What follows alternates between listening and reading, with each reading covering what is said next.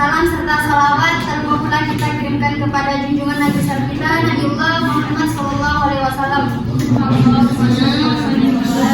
Karena ialah Nabi yang telah membawa kita dari zaman jahiliyah menuju zaman Zakaria, dari kegelapan menuju cahaya Islamiyah seperti yang kita rasakan pada saat ini. Baik, kami dari kelompok 3 akan mempresentasikan atau mendiskusikan hasil kerja kami, yaitu pembelajaran komparatif learning. Yang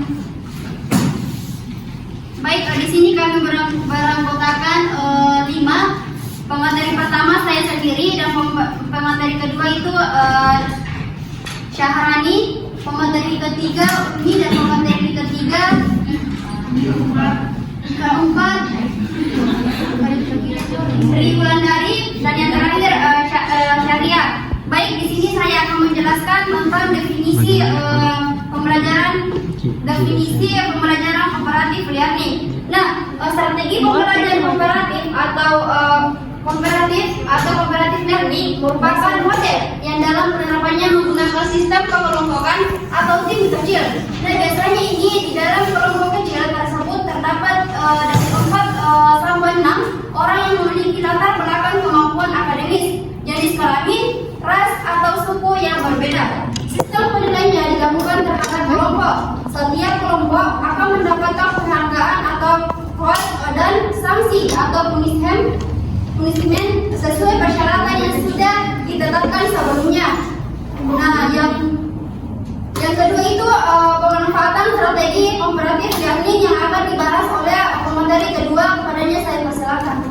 Baik, terima kasih atas kesempatan yang diberikan oleh moderator. Di sini saya akan menjelaskan tentang manfaat strategi komparatif learning.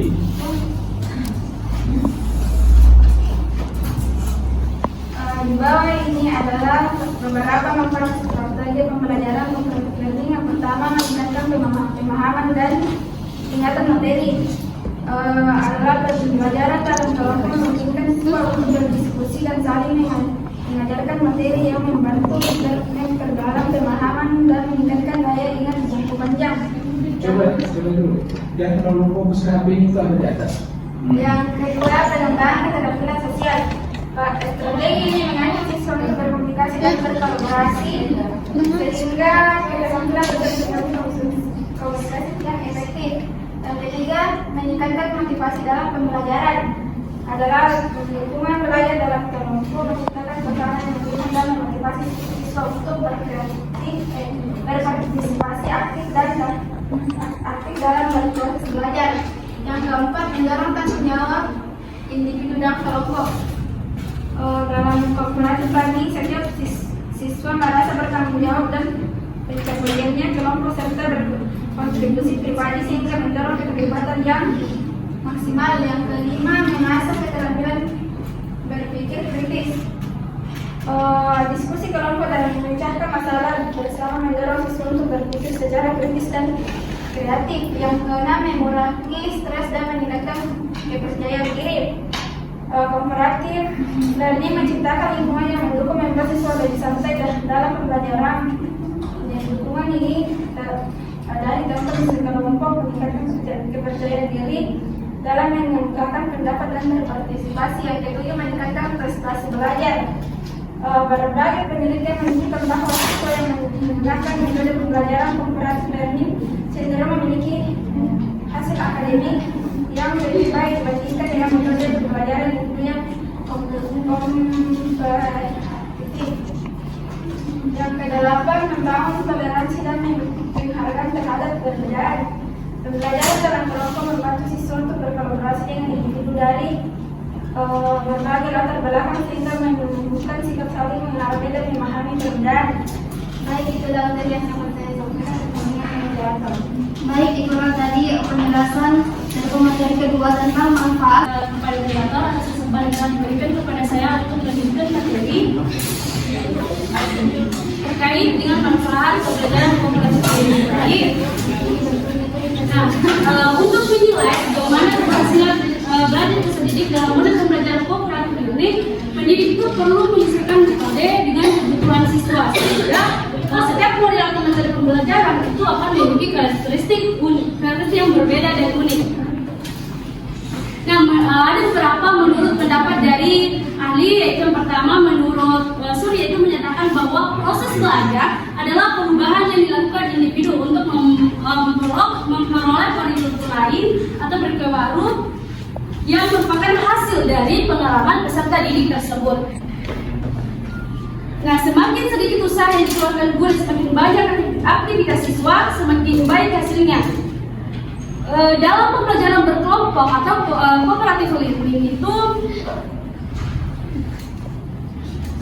berbagai model yang dapat diterapkan. Kan tadi dijelaskan bahwa pembelajaran cooperative learning adalah pembelajaran kelompok dalam sebuah kelas.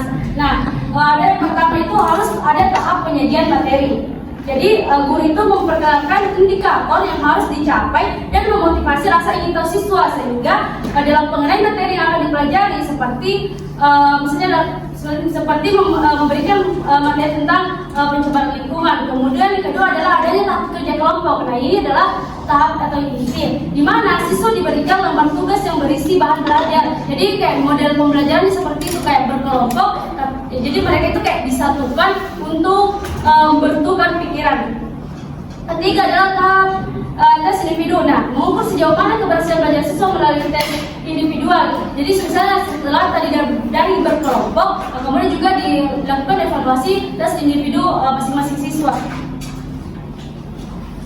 Terakhir ada investasi kelompok atau group investigation. Dalam metode ini, siswa dibagi ke dalam kelompok yang terdiri 4 atau 5 orang. Kelompok dapat dibentuk berdasarkan kedekatan atau kesamaan materi tanpa mengabaikan prinsip dari cooperative learning. Dan terakhir adalah group resume. Model ini meningkatkan interaksi antar siswa dengan membagi kelas menjadi kelompok yang terdiri dari 3 atau 6 siswa. Itulah yang dapat saya sampaikan. Telah diberikan oleh moderator. Langsung saja bagian C, peranan pendidikan atau guru dalam cooperative learning. Suasana kelas yang nyaman dan kehadiran guru yang baik serta bersahabat sangat diharapkan oleh setiap siswa, karena hal ini dapat meningkatkan semangat dan motivasi belajar bagi mereka dalam mengembangkan kemampuan kerjasama dalam kelompok. Untuk menciptakan lingkungan kelas yang nyaman dan mendukung, dibutuhkan kreativitas dari guru sehingga pelaksanaan cooperative learning dapat berlangsung dengan baik. Perbedaan pendapat di antara siswa yang sering muncul saat diskusi. Oleh karena itu, sebagai pendidik, guru harus berperan sebagai mediator untuk mengarahkan diskusi dan memberikan solusi agar tidak terjadi konflik, baik di dalam kelompok maupun antar kelompok. Ketika hasil kerja kelompok diserahkan, guru perlu menanyakan tentang proses kerja kelompok tersebut, termasuk langkah-langkah yang harus diambil untuk mengumpulkan informasi yang diperlukan, cara mereka membagi tugas, serta peran masing-masing anggota. Untuk mengetahui sejauh mana keberhasilan belajar siswa dalam model cooperative learning, guru perlu melakukan evaluasi yang sesuai dengan kebutuhan peserta didik. Mengingat setiap model pembelajaran memiliki karakteristik yang berbeda.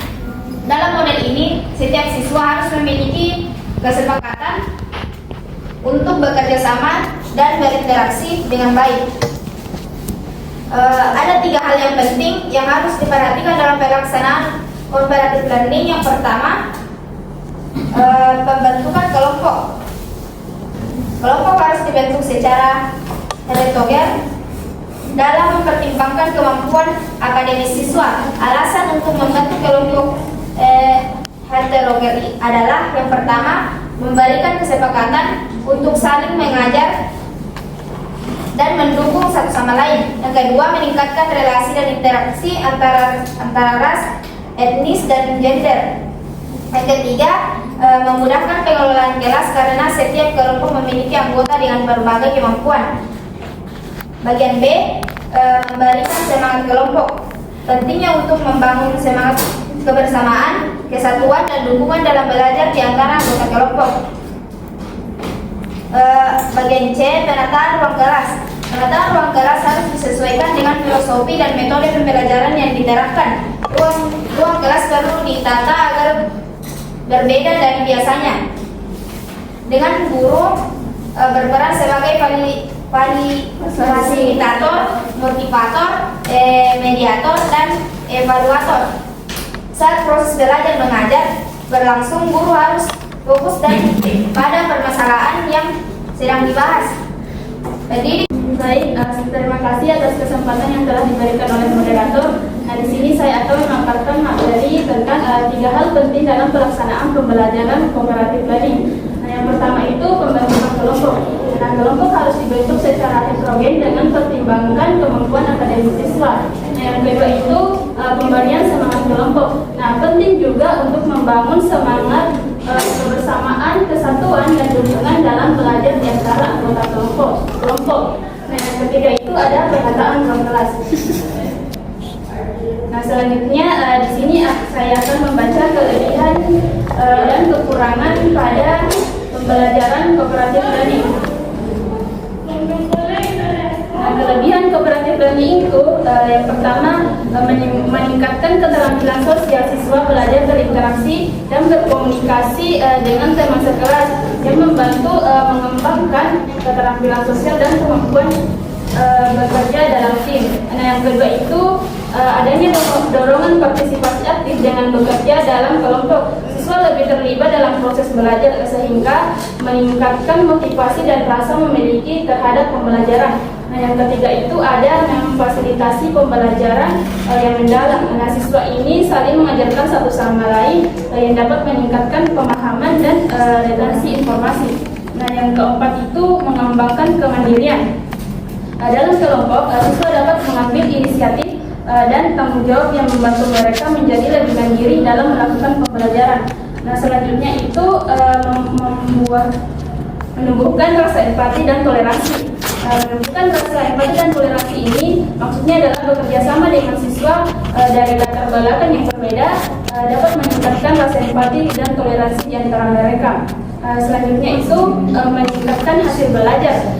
Nah, di sini sangat penting dalam meningkatkan hasil belajar karena penelitian juga menunjukkan bahwa pembelajaran kolaboratif learning ini seringkali menghasilkan hasil belajar yang baik dibandingkan dengan pembelajaran tradisional. Nah, selanjutnya itu ada kekurangan cooperative learning. Nah, di sini ada beberapa poin juga. Yang pertama itu adanya ketergantungan pada anggota kelompok. Nah, jika salah satu anggota kelompok tidak berkontribusi dalam hal ini dapat menghambat kemajuan kelompok serta keseluruhannya. Yang kedua itu pengelolaan kelas yang menantang. Nah, kita harus memastikan setiap siswa itu terlibat dan tidak mendominasi diskusi bisa menjadi tantangan bagi guru.